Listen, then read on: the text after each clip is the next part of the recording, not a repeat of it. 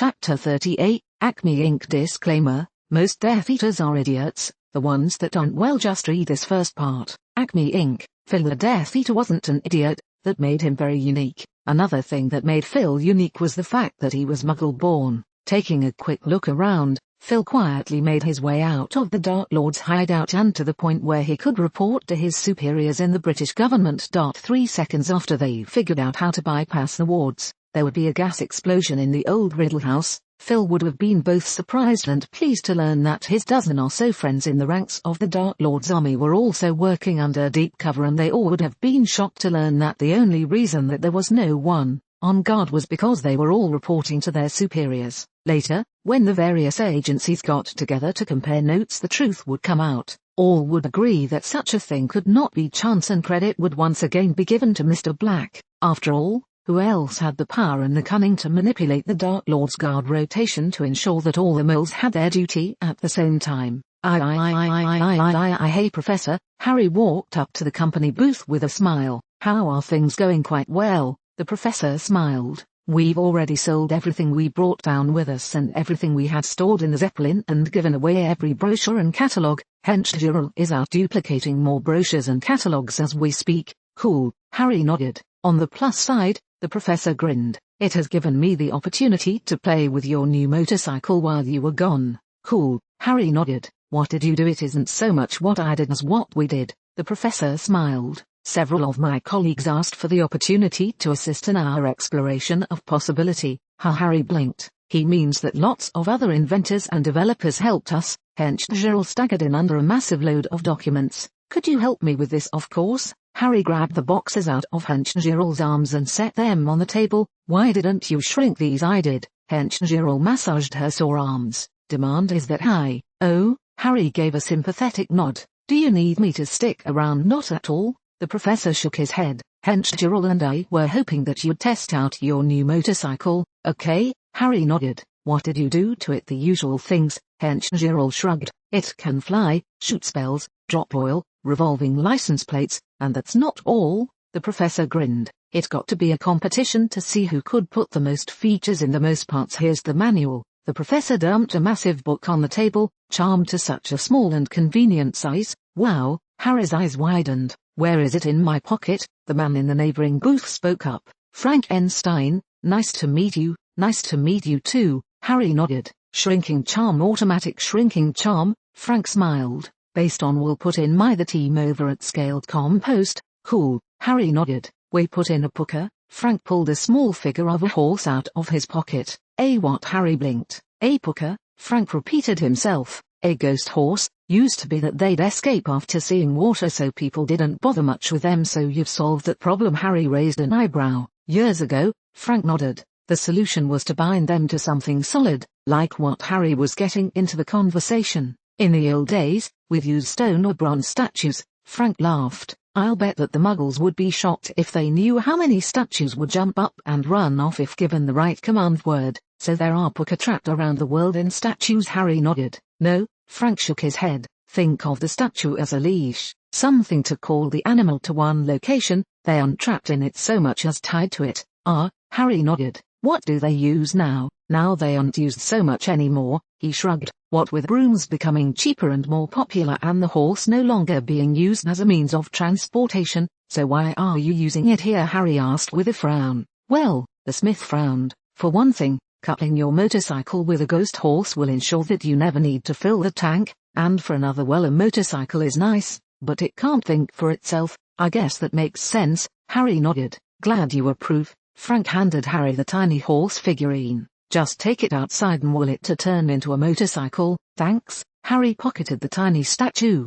And if you're back in a few hours. Frank's grin widened. I've been asked to inform you that you're all invited to a party that one of the companies is having in the penthouse. It's a formal thing, but it'll have free food. I'll be there. Harry nodded. Thanks. Have a good day then. Frank grabbed a copy of every brochure on the black ink table and returned to his booth. I'm gonna go test this thing out. Harry smiled. I'll be back in a few. Have fun. Gerald waved. Harry began making his way out of the convention hall until a booth near one of the exits caught his attention. No way! Harry froze in shock. I never thought that was real. In a flash, Harry was stumbling towards the booth with a giant grin on his face. "Welcome to Acme Inc." The woman in the booth smiled. "How may I help you? I didn't think you guys really existed." Harry's eyes shined. "We didn't until recently," the woman smiled. "A group of Muggle-born students decided that the world needed a company named Acme and set to work building it." "Wow," Harry rubbed his hands together. "What do you sell?" "Not much," the woman drooped. "We've managed to create a couple charms, but we just don't have the resources to complete any of our larger projects." "Why not?" Harry blinked.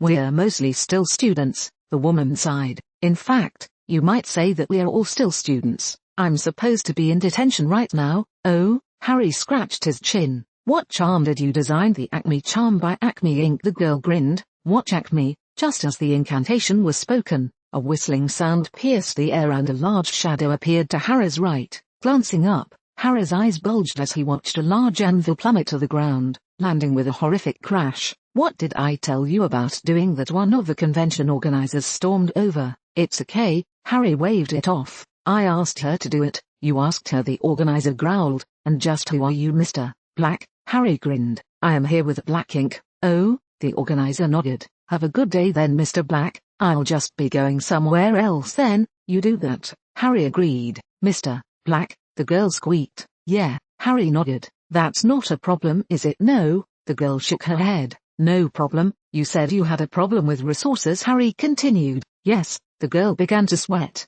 "Bad enough she got caught ducking out of detention, but by Mr. Black." "Here." Harry pulled out a business card and wrote a quick note on the back. "Talk to my friend the professor over at the Black Ink booth. We might be able to work something out." "Thank you, sir." The girl almost passed out. "And be sure he buys a copy of all your spells. I've got to know that Acme spell, and I'm sure that you've got a few others that'll be good too." "Yes, sir." The girl nodded. "What's your name anyway?" Harry paused. Why the girl seemed to shrink. "Because I'm curious," Harry smiled. "And I'm hoping to do some business with your company." "Judith P. Brooke." The girl shuddered. "Thank you, sir. Then have a good day, Judith." Harry smiled. "And be sure to stop by my booth to talk to the professor and Henchgerald. I like what I've seen of your company and I hope to see more in the future." "Yes, sir." Judith was just glad he hadn't told her to go back to school. Harry walked out of the casino with a grin on his face and with a thought he had his new motorcycle out and ready to ride. One problem, Harry had never ridden a motorcycle before. How hard could it be? Harry shrugged as he straddled the bike. It took Harry a while, but after a few minutes he started to get a feel for his new toy, and in no time he was blasting down the streets like he'd been riding all his life. Turning down the side street, Harry noticed a parking lot filled with other motorcycles and decided to pull in to investigate. "How come you smell like a wolf?" One of the larger bikers walked up to Harry. "You're not one of us, but you still smell like one of us." "What?" Harry took a few experimental sniffs. "You're all werewolves, aren't you?" "Yeah." The biker nodded. "I'm part wolf," Harry shrugged, "and part a few other things." "How's that possible?" The biker narrowed his eyes. "Don't ask me," Harry shrugged. "I got no clue how everything works." "Oh?" The biker seemed to think about it. "You in a club?" "What kind of club?" Harry looked around. "Bike club?" The biker smiled. "Us wolves are with the lunatics, and over there is a contingent from Hell's accountants." "Oh?" Harry shook his head. "No club, it's just me." "What's your name?" The lunatic held out a hand. "I'm Barry, Mr. Black." Harry shook the man's hand. "And if you'll excuse me, I've got some things I'm supposed to be doing soon." "It was nice to meet you." "Nice to meet you too," the shocked biker replied automatically. The bikers watched as Harry took one last look around before pulling out of the parking lot, and they froze in shock as the form of Harry's motorcycle seemed to twist into that of a translucent stallion. "I don't believe it." The biker looked down at the bottle in his hand, then returned his gaze to the retreating Mr. Black. "On a pale horse he rides. On a pale steel horse he rides. They say that every time you get on your bike you ride with death, and this time, we actually did." After talking to the professor and Henchgerald, Judith made her way back to school and looked through the window in the door of the room where she was supposed to be serving detention.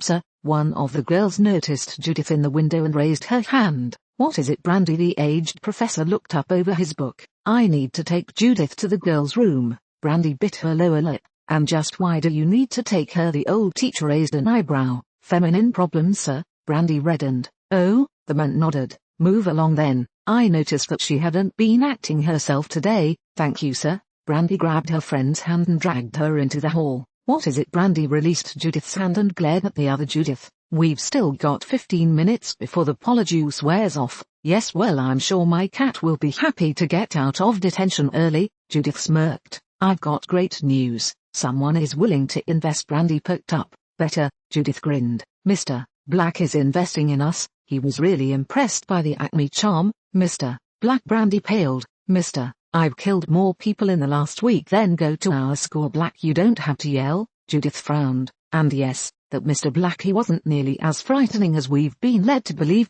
You cut school to talk to Mr. Black. Brandy couldn't wrap her mind around the concept. It was fine when you were doing it for the company, but to do it for this, we shouldn't even be at school. Judith frowned. Stupid parents. If we weren't here, then we'd have never learned enough non-magical things to be able to make things work. Brandy scowled. I like the idea of starting school early so that we can get a complete education as much as you do, Judith, but we agreed to do anything to make the company work. Judith nodded. Where are the others? Work detail. Brandy smirked. We're supposed to be cleaning up the school. I managed to get us out of it. How do you do that? Judith smirked. I told the teacher that you were having feminine problems again. Brandy smiled. Works every time. Why do I always have to be the one that's having problems? Judith frowned. Forget that. Brandy watched as the other Judith shrunk back into a cat. Tell me about Mr. Black. How'd the motorcycle workout? Henchgerald asked as Harry walked up to the booth. Good. Harry nodded.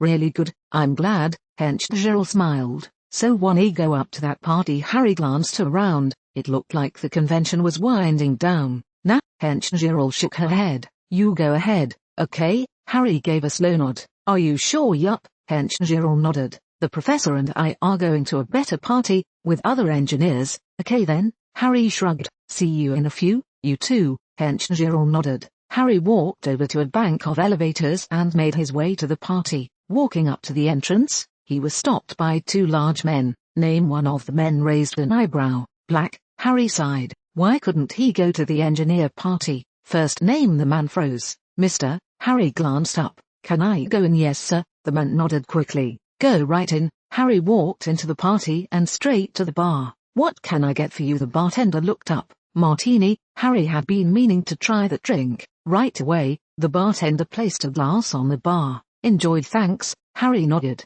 Good evening. A fat man with a jaw like a bulldog greeted Harry. And welcome to my party. Thanks for inviting me. Harry took a sip of his drink. Thank you for coming, Mr. Black. The man nodded. To be quite frank, I'm surprised that you came. Why is that? Harry took another sip of his drink. Because some people have been telling tales that I'm a major figure in organized crime. The man smiled. Oh? Harry shrugged. I hadn't heard that rumor. Yes, well, the man seemed a bit confused by Harry's reply. How are you liking the party so far? It's okay. Harry wished he was with his friends. It's good to get a chance to relax after the day I've had. Difficult. The man was eager to get any information about the mysterious Mr. Black. Just long. Harry took a gulp from his drink. And interesting. What are you drinking? The man frowned. Martini. Harry downed the rest of his drink and gagged on the olive. Damn, almost choked on that thing. I'll have to be more careful in the future. I'll take a martini myself. The man turned serious. You know, Mr. Black, there are a lot of dangers in this room.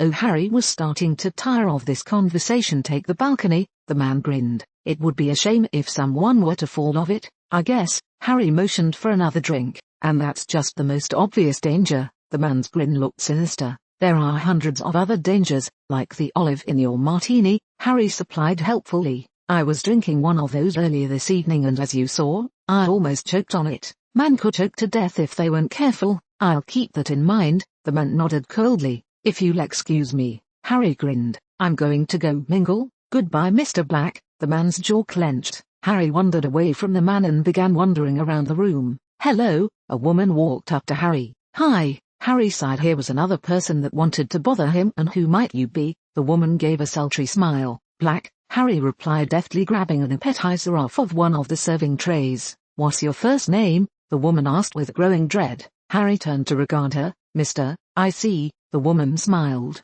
Now if you'll excuse me, I must go greet some of the other guests. Goodbye. Harry nodded. Though outwardly calm, the woman was terrified. Abort now and get everyone out of the area. Why? The voice of her controller asked. Everything is ready and everyone is in position, including Mr. Black, the woman hissed. Explain. I just ran into him, he told me to leave, he said that no, the woman forced herself to calm down. His exact words were goodbye. I see. The voice paused.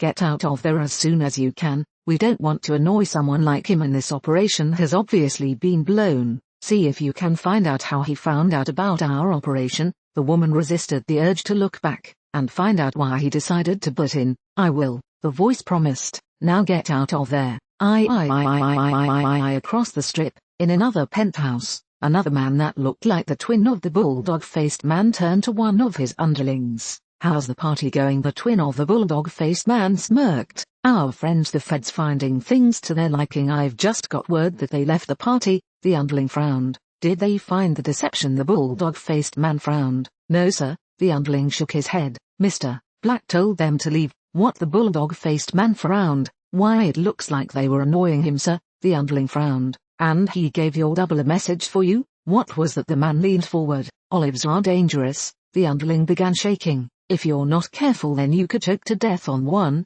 Leave me. The bulldog-faced man watched his underlings leave. As the door closed, the man rose and walked to the bar to mix himself a drink. You wanted to speak with me sir, the woman from the party asked nervously. I assumed that you had a good reason to call off the operation. Agent Sims. The man raised an eyebrow. Yes director, Sims nodded. Mr. Black warned us off. Black. The director's eyes widened. Why would he do that? I don't know sir. Agent Sims shook her head. The target doesn't follow Black's rules. It doesn't make any sense. The director reached into his pocket and pulled out a phone. 1 second. Yes, I see, thank you. What is it sir? Sims blinked. You can end your investigation, the director smiled, and tell your team that they can have the next few days off. Why sir? Sims blinked. Your target was just found with an olive lodged in his throat. Died in an accident, the director smiled. How? Sims shook her head. I've still got men watching that party. The other guests wouldn't have just let him choke to death in front of them. They didn't. The director shook his head. Looks like the guy at the party is a body double. Looks like you were being played. What? Sims's eyes widened. The actual target was in another hotel across the strip. The director smiled, made himself a martini and choked on the olive. How do we know that Black was behind this? Sims smirked. Couldn't it have been an accident? Our man on the inside says that Black warned the double to be careful when he drinks martinis. The director smirked. Warned him that he might choke to death on the olive if he didn't watch out. Oh, Sims nodded. There's no way that could be a coincidence. And, yes, it's black ink. Remember, the professor can't spell.